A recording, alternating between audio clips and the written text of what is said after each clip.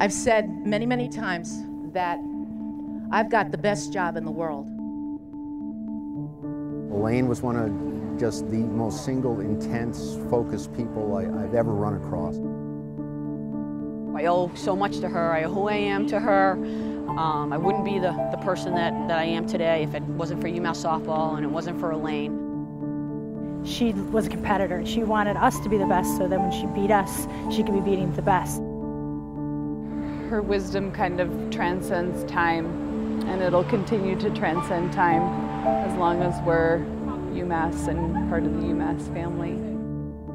There's no question she cared about all the staff. She cared about UMass as a whole, more so than most any other person I've met here. Simply put, Elaine was a gift to the department and to the entire softball community, a gift that we had for too short a period of time. She was a gem, a real treasure to anybody that knew her.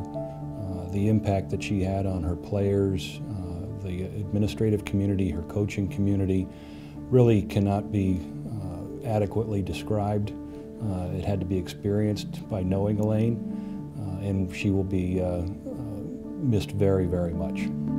I've been fortunate enough my entire life to be surrounded and work with and serve great people that have never been afraid to constantly raise the bar.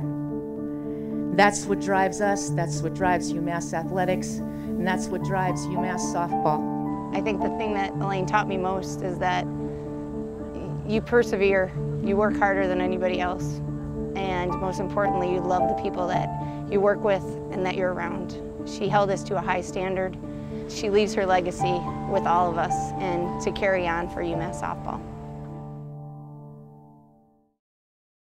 Ladies and gentlemen, if you can stand on your feet and help me recognize and salute our treasure, our inspiration, as we dedicate Elaine Sortino Field.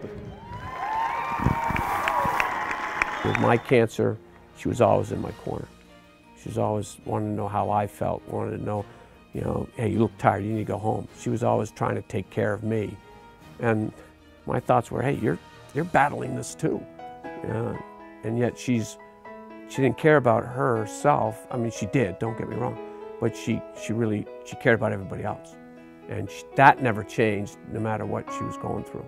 She would tell you you could get that ball and you never thought you could, and day after day she would push you, and so many times you said, this woman's out of her mind, and then there was that one day that you did it, and she knew you could do it the whole time, and she always knew you could be more than you thought you could be. She really embodied supporting student athletes as people, not just as the athletic part of it, but helping them grow as individuals and preparing them for life after UMass.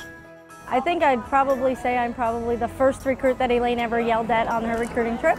I yelled at my mother, and she asked my parents to step outside and pulled me into the office and said I should never ever speak to my mother that way again. That's when I knew that she was going to be my mother away from home and my second mother. And I couldn't ask for a better second mother. What I liked about Elaine the most was she was old school.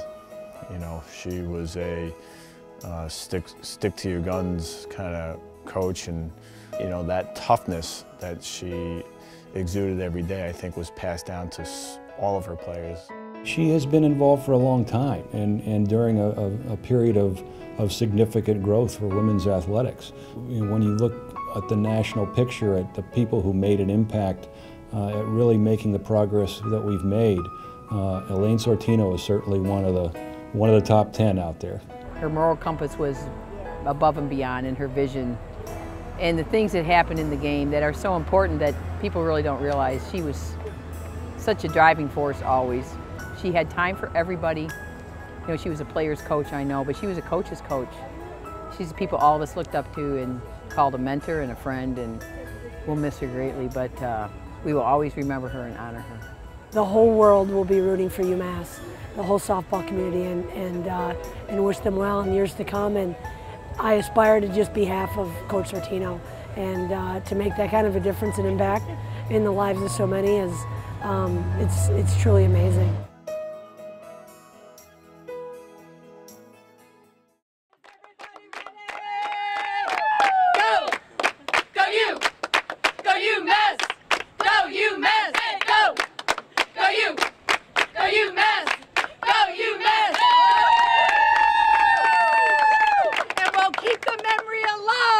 When I chose to come here, she was the main reason why I chose to come here.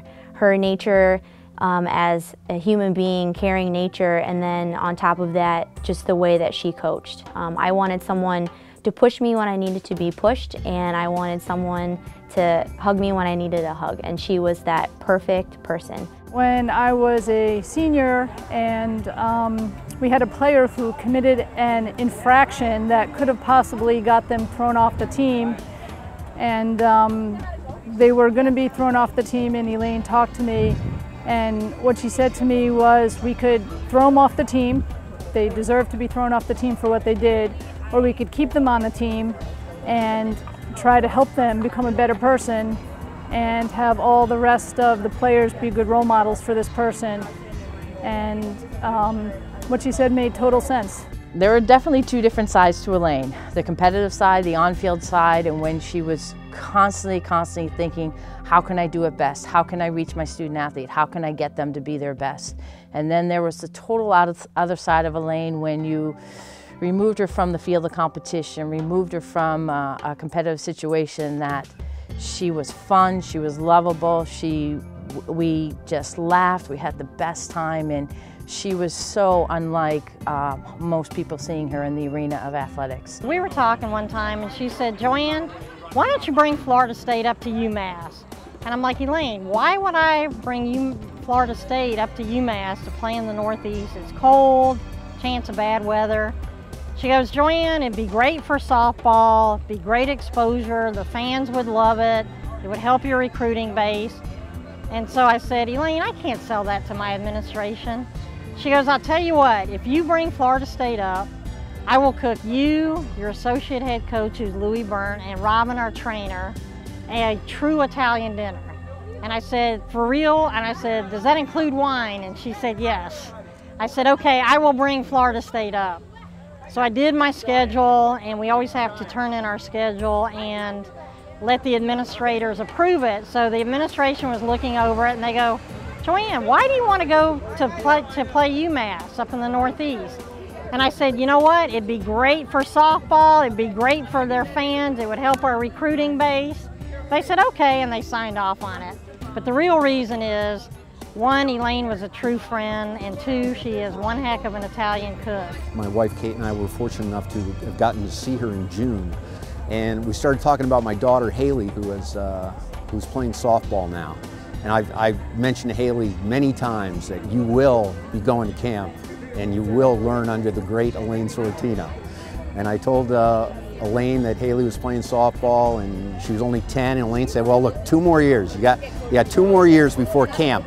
That's 2 years for you not to screw her up before I get a hold of her. Hey Coach, I just wanted to apologize in case the bad child Christy hasn't. I'm really sorry we made you get up at 4 a.m. to go to Boston. For a 6:30 a.m. flight, the 6:30 p.m. flight, we were a little early. Thanks for taking a chance on me. You made me better, and I'll forever, ever be blessed that I was part of your program. I know I already apologized to Coach once, but it was my junior year, and the year before, Sam had already hit Coach with the ball hitting, and then I come up to the bat, and the next year, and I sniped her with an inside pitch, and I know I was supposed to take up the middle, Coach, and I'm really sorry about that, but I also think you were a little far down the line. We used to joke and always have jokes about her Sortinoisms and all that, but the sad thing is I say those things all the time to my players now when I'm coaching. This was Coach's reaction every time someone swung at a high pitch. She'd yell from the dugout or from third base, "Yo! Too high!" My favorite memories of Coach, well, the most fun memories have to do with pitching in the dungeon, balls ricocheting everywhere, and us being 24 degrees in our parka coats in the cold dungeon. But my favorite memories of Coach is when she laid some hard truths on me and really affected my development and changed me as a person. In May, I'll graduate and I'll be a doctor, and I'll be a start general surgery wherever I end up. And it's because of Coach that I'm able to do that. It's because of Coach that I'm able to handle emergency situations. I'm able to handle myself in situations where I can't put myself first. And that's why I really appreciate Coach, and I'm so glad that she accepted me into her family and taught me those hard truths that she laid on me as a student. I think what made What made Elaine such a great coach was she had the ability to make you honestly, truly believe, no matter how bad you thought you were, that you were the best thing since sliced bread. And even if at the time you didn't believe it, she was able to get something good out of you and make you believe that it was fantastic, whether it be, you know, you could beat out a ground ball or a dive, or you were the only one at the time in that group that could put a bunt down. You were amazing. I often called her the best nonverbal communicator I ever met. She could sit in a staff meeting and just by a shift in posture or a slight breath or a tilt of the head or an expression get everybody to notice her and ask what she was thinking about whatever we were talking about. So she had ways to communicate that were supernatural in terms of powers, but it was great to have her in meetings like that. And whatever it was she was trying to communicate usually was pretty important and 99% of the time right on. I met with Elaine when she came here from Yale, and I said, would you consider talking with me about your future, and I'd be more than happy to talk to you about the team and talk to you about a little bit about the history. And we met in the conference room in Boyden, and we could smell the chlorine from Boyden Pool. It's just the two of us. And she sat and she looked at me and she kind of tilted her head a little bit, sat back. She said, I want to start something new. I want to start a new legacy here at University of Massachusetts. I think back to the first day I met her was during my interview for the interim ticket manager's position. And I used to laugh and go by her office at times and say, what did you do? How the heck did you hire me for this job? It was crazy. But she was always the most supportive, awesome person to talk you off the ledge if you're ever having a bad day. And as I think back to her office, and I talked at her funeral services with some folks about it, she had two couches that were sort of facing each other in front of her desk, and I'd walk by there once in a while just having a tough day, and she'd look out and call me in and put me on the therapy couch, and we'd spend 15-20 minutes talking, and it was amazing how she could take whatever you were dealing with, put it in proper perspective, and help you get through it. And just a true friend, a great colleague, and just a wonderful person all around. I was truly blessed to have her part of my life, and she'll be missed terribly. I've watched her through her illness. I've watched her through her fight. She's always been a wonderful, wonderful friend, and she will be missed very dearly by not only her family, her friends, her students, but the whole community of UMass. Elaine was UMass softball. Softball will miss Elaine Sortino, as will UMass and all of the coaches whose lives she's touched. She's a special person. I've said many, many times throughout my life that I've got the best job in the world. I believe that. I've been fortunate enough my entire life to be surrounded and work with and serve great people that have never been afraid to constantly raise the bar. That's what drives us, that's what drives UMass athletics, and that's what drives UMass softball. I love UMass softball because it's all of you. It's all of you. And you know that's true. Truth be told, my words are pathetically inadequate. I could never, ever express what this means to me, that you have made it possible for me to remain a part of this great place forever. I love you, God bless you, and go UMass.